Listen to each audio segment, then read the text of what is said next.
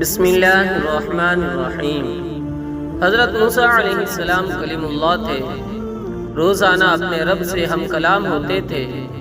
ایک دن حکم ہوا کہ موسیٰ جاؤ اور اپنے سے کمتر کو تلاش کر کے لے آؤ۔